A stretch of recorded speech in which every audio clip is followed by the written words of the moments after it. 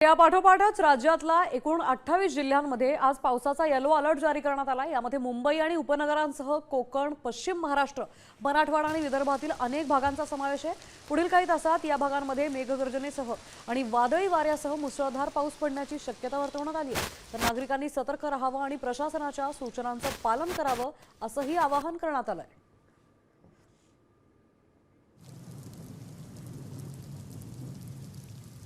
कुठल्या जिल्ह्यांना yellow alert आहे पाहूयात। पालघर, ठाणे, मुंबई, रायगड, नाशिक, अहिल्यानगर,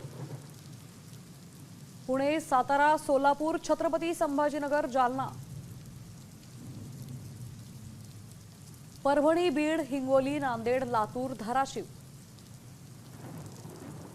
अकोला, अमरावती, भंडारा, बुलढाणा आणि चंद्रपूर, तसंच गडचिरोली, गोंदिया, नागपूर, वर्धा, वाशिम आणि यवतमाळ। मी नेहमी फक्त साम टीव्हीच पाहते, कारण त्यांच्या बातम्या मला रिलेट करतात।